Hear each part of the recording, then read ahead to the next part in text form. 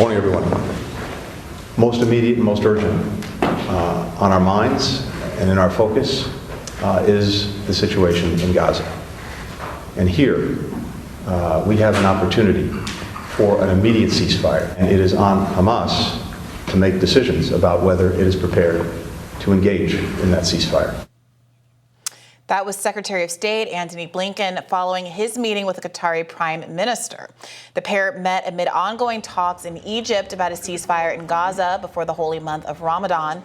But the talks being brokered by the United States, Qatar, and Egypt broke down, failing to produce a pause in the fighting, according to the Associated Press. The impact of peace talks in Gaza crumbling is having an impact here at home. Super Tuesday saw the uncommitted movement play out in several states. Voters in Massachusetts, Minnesota, and North Carolina followed in Michigan Democrats' footsteps, voting uncommitted instead of supporting Joe Biden. So what we're seeing is a continuation of what I think a lot of folks predicted when we saw the shift in language from Joe Biden in advance of the Michigan primary. There is an awareness clearly now written across the primary results in a number of states that a significant portion of voters, in some cases enough voters to close the margin of victory gap for Joe Biden, if you look back to 2020, are willing to say, we're voters, look at us, we came out and voted in a primary. That's how committed to voting we are, but we are not going to vote for Joe Biden as long as he continues this policy in Gaza. Now, the pivot has been a largely rhetorical one, and Adam Johnson wrote this great piece in The Nation really breaking down what's happening here. There has been a sustained ceasefire campaign that Uncommitted and others have been a part of. He points out that 80% of Democratic voters, over 500 Biden campaign alumni, Oxfam, Amnesty International, Doctors Without Borders, 18 United Nations agencies, and on have made this sustained ceasefire campaign since very shortly after October 7th, largely because of what the predicted escalation and response was going to be from Israel.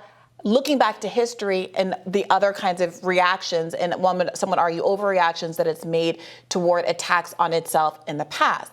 And the ask has always been for a permanent ceasefire because, as we saw with the pause last December, a gap, a temporary suspension of what is being plausibly described by the ICJ as genocide doesn't help get to the root of the problem, which is that people want the actual genocide and enormous humanitarian crisis to come to an end, a permanent end. Right. I mean, that is clearly what the activists who are putting pressure on Democratic officials want, clearly what members of the progressive base want from Joe Biden. It is not the Israeli government's position, and it's not the White House's position. So it will be interesting to see whether that pressure actually does result in a change in policy. So I don't know. Yeah, so this is the kind of sophistry that is getting engaged in right now, saying, well, we're the ones calling for a ceasefire. We want a ceasefire. It's now in Hamas's hands, is really an effort to disguise the extent to which Israel has been willing, to your point, to come to the table and commit to stopping the siege in a permanent way.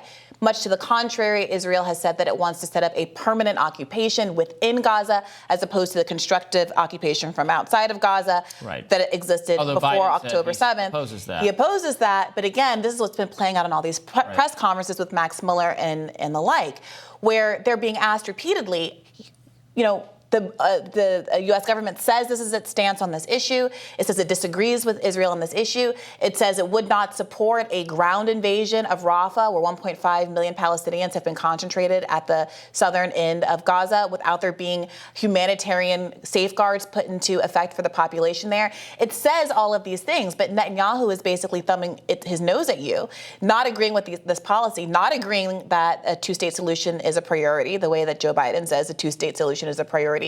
So at what point are you going to bring your leverage to bear on influencing them in your direction? And the line that we have been repeatedly getting from the State Department spokespeople is, well, it is not our job to tell Israel what to do. And I think on its face, many people look at that and say, well, all over the world, we exert our political will by using sanctions. Look at what we've done to Russia following their invasion of Ukraine, for instance. Look at all of the ways that we are able to use economic pressure to exert our political will across the world. And you're telling me that Israel, the largest recipient of U.S. aid in the entire planet, who we are currently funding in excess and giving weaponry in excess in order for them to be able to facilitate the siege on Gaza, that we have no ability to use our leverage to actually close the gap between what we say we want and what Israel is willing to do. It is that part of what's making Biden look really weak in this moment, that he basically keeps taking to the podium, or his representatives take to the podium, and keep saying, yes, we want X, but we can't make Israel do it. Right, even though previous administrations actually have, including the Reagan administration, had put pressure back on and George H.W. Bush putting pressure on Israel back in the 80s and early 90s when they didn't like the policy and thought it was going to cause blowback to the United States, did not think it was in U.S. foreign policy interests. Biden's kind of feckless, we don't like this, please stop, that's just totally unlistened to by a foreign government that we've given billions of dollars to is interesting, to say the least. Right. And to this end, now, for people who might be skeptical about whether or not I'm being overly critical of Biden administration, maybe they really do mean that they want a ceasefire. This is how flimsy the ceasefire language has gotten in this kind of post-Michigan rebranding, post-Kamala Harris speech landscape. Adam Schiff, who just came in first place in the congressional race for Feinstein's seat in California, is the most pro-Israel, anti-ceasefire candidate in the race. He came out very strongly against a ceasefire and has not wavered on that whatsoever. He is now using ceasefire language because Biden has effectively redefined ceasefire to mean a 6-week pause. Yeah, I mean, it's to keep the left flank at bay. I mean, that's right. what it's about. And, you know, you can just... And I was just going to say, and that is why, and I believe we have a clip of this, that is why, despite now coming out and saying, I'm pro-ceasefire, actual pro-ceasefire advocates, people that are part of this uncommitted campaign, were protesting at his acceptance speech so consistently that he basically wasn't able to make it at all. So let's take a look at that. I want to thank you again, all of your support. We built an amazing grassroots team, and I want to thank my extraordinary campaign staff. I want to thank all of my wonderful...